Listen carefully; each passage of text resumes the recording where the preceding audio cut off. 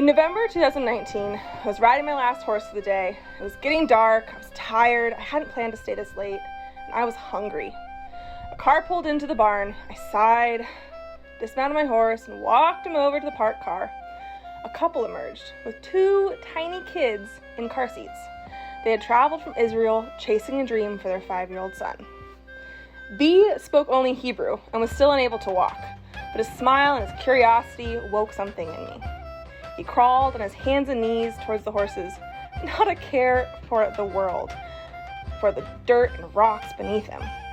His parents were working with U.S. doctors to help their son walk, and they wanted to square a peg to be part of his therapy regimen. I agreed. Rain or shine, several times every week for the next 8 months, a combination of mom, dad, sister, and brother would venture out to the farm for rides.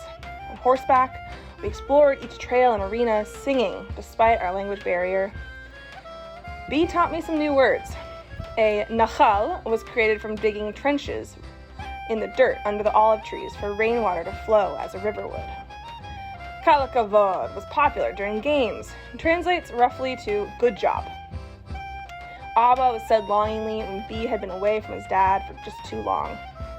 The freedom of movement and speed we were able to travel not only gave B the giggles, but it fostered his independence through his horse friends.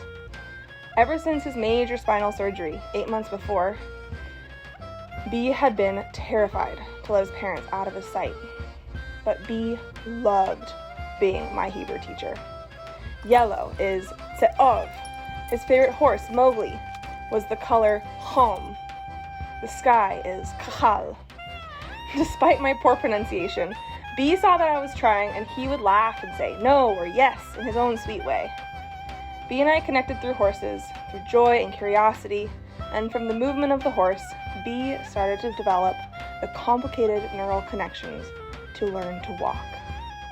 His parents felt like it was miraculous, but I felt like I was at the winning end of our relationship.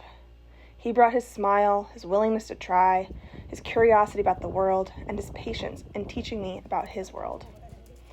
Watching B go from crawling to pedaling a bike to walking with less and less assistance, and to think that our horses played a role in that transformation is something I will always treasure.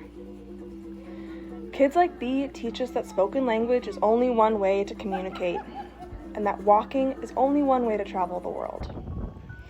B and his family remind me how beautiful life can be when you really listen with your whole self.